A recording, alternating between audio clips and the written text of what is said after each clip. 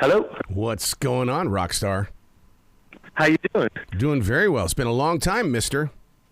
Yeah, I know. Definitely been a long time indeed. Yeah, there's rumors that there was like this lockdown, like this big old disease took over the world since the last time we talked. And I go, nah, I just talked with Paul last week. That's what it feels like. Yeah, I know. It's been a long time coming here. I know. It's wild these last 3 years, Jude. Yeah, it's been wild. Look at your personal life. Look how it has universally grown. It has been so fun watching you grow into this beauty of energy. I really, it's been actually a bit surreal. I think just after the pandemic, especially just I think just the time of healing that it's in. I think that everybody's ready for that coming back together sort of vibration, and I think we've all sort of been prepared for these times. So, yeah, it's been pretty surreal. You've answered the call in so many different ways, in the way of speaking the word as well as sharing the word through lyrics of songs, and I love the way that you allow the universe to work with you. Yeah, it's really interesting just the way that the divine design sort of is flowing, and I think that this is just it. Like, we've been prepared for these times. I think that we're living, in some of the most profound times as a human being, and many scientists, are talking about the sixth mass extinction even, and I think we all are sort of waking up to the fact that there's just a lot of things that have happened in order for us to get to where we're at right now, and it's a gift to be alive. How are you able to put this into music? Do you pull from the darkness like comedians pull for their jokes? Yeah, absolutely. And I think that this is just it. Like, I know, just to be very frank, I actually I thought that human beings had sort of come a lot further in my own ignorance, let's just say. And the fool that I am, I know that I pulled from the darkness in 2020 into 2021. And wrote my 8th album, and it was really, it was probably one of the most profound albums that I've ever written, just to pull from that space that, was so hard on so many people transitioning and so many people sick, and just the way that people were handling and, dividing, in so many ways the polarities. And I just pulled from that, and I really just connected to God and did my thing with God. And this album came out of me, and it was incredible. And it's the album that's actually kind of making its waves around the world right now, and it's Spheres of Love. You talk about the space and utilizing the energy of that space. Don't you think that the lockdown gave creative people the space? No, there was no race to hurry up and get done. We had all the time to make it right.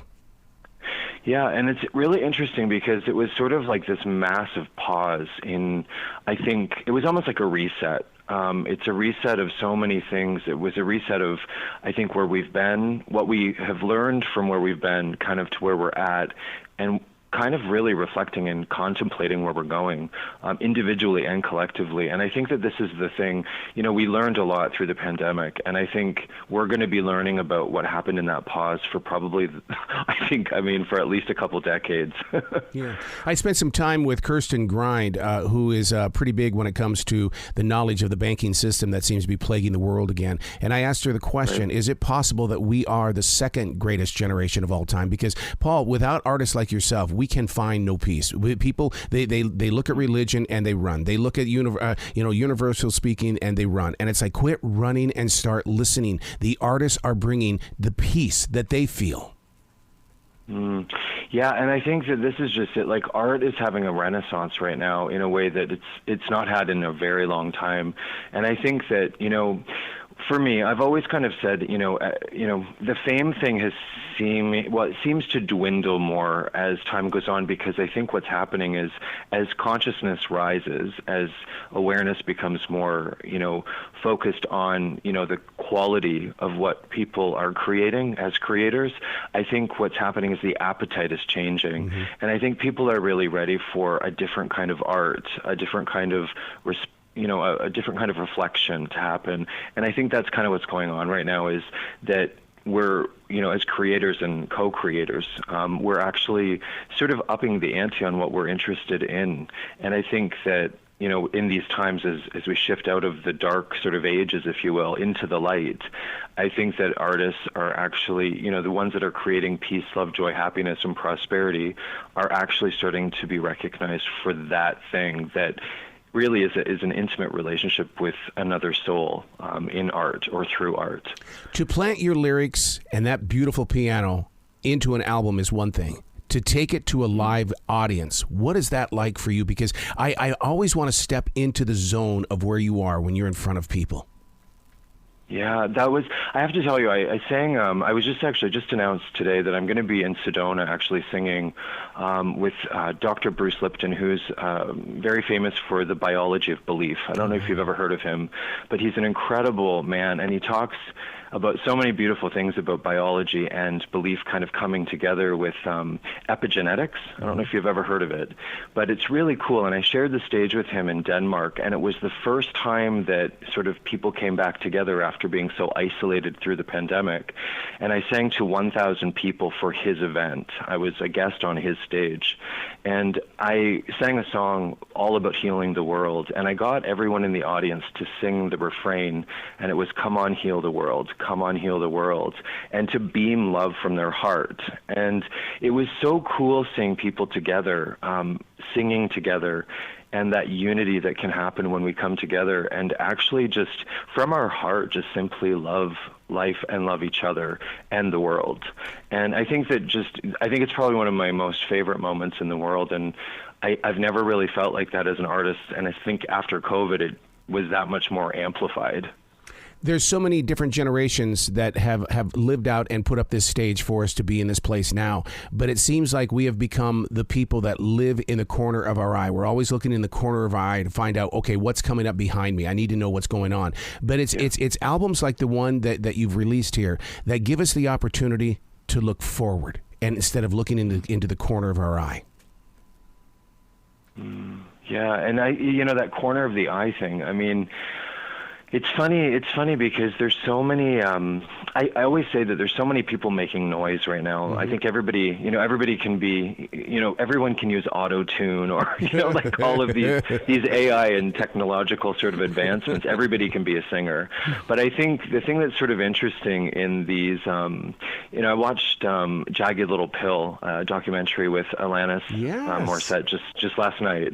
And it was really cool to just see what she did when, she came out like beaming out of nowhere, and she created sort of this opportunity for new doors to be opened. And I think that's what's happening, I think, in some of these, these ways right now, and the corner of the eye is seeing things that they didn't even know could happen in music or in writing or nonfiction, even literature perhaps. And I think what's happening is we're just going through this renaissance of just the heart has no more ability to just be quiet and silent, and that we're going to start living from our heart more than ever. Okay, let's talk about that subject, the heart. I had a heart attack on July 21st, 2009. Here's the thing. My doctor looked at me, my cardiologist, and said, your heart never stops growing. So when you talk about the heart, that's the first thing that I thought of was my doctor says the heart never stops growing. With your artwork, look what's going on. You're filling that new heart with something very positive. Yeah, and I think that, it's really interesting when you get into these, the new age sort of movement and even Hollywood. I'm very interested in, where the inspiration comes for Hollywood. And I think a lot of times what I'm noticing is Hollywood and new age kind of are coming together. Mm-hmm. And to speak to the point is the fifth dimension is often referred to as the heart. And, I know that I feel very much that the gates of heaven or to the connection of the universe is through the heart. That is where I find God. Mm-hmm. So I think it's interesting with the heart. I believe it's a portal. And when you live, they say the longest journey is from the head to the heart.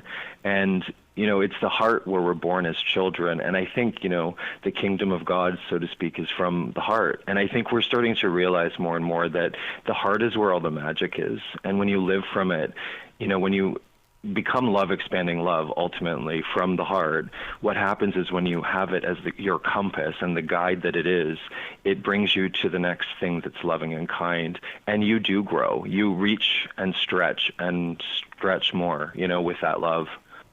From one creative person to another, the way that you just described that. In my heart, I felt like your new album is a newborn child. Now, when you compare it to the older collections of music, do you see their maturity as being the bigger brother or the bigger sister to this new album? Yeah, I would actually say what I kind of realized through this is I said all of the things that I've wanted to say all along, but it's just concentrated. I have a Danish friend that sort of she was sort of sharing how her work is like bouillon, like the concentrated sort of bouillon stock or whatever. And I have to say that that's sort of how I see this album, is sort of like a concentrated version of all of the things I've wanted to share, I think, vibrationally with love. So, yeah. What's the interpretation been from those that are receiving the music? Yeah, well, I think ultimately it's a journey, and it's really interesting. I have a couple of songs that I was guided to put on there that are prayers, and it's really interesting. Like, the angels are listening, the universe is listening, and you start talking about these sorts of ideas. And what's very fascinating to me is, is the universe listening to us? And that's a big question that I had in this album. And the answer is yes. And I think it's as simple as just asking for help when you need help. And, when you need something or when you feel something in your heart, to not be afraid to ask, the universe for assistance. And I think, if we're built in the image of God, so to speak, maybe it's really as simple as just not forgetting to ask for what you need if you need something. And that's sort of this whole album, and this whole idea is just, I said everything that I wanted to sort of say to the universe through this album. And I think that's sort of the magic of it, really. I love having these conversations with you because I always think of the writer-hider, the writer and the musician that will create in the privacy of their own life, but they don't release the art that is growing beyond them. And I want conversations like this to land inside their heart saying, take a chance. I don't care if you sing a little bit out of tune. That means to me that you're human. I love the way that you're bringing that universal call to the presentation to these listeners in the way that take the chance. Because Paul, come on, you were not this creative and you were not this spiritual the very first time. I mean, you were there with the first time we talked, but we also talked about losing your father. It's been amazing to watch you grow through all of this, and you have been such an amazing teacher to my listeners.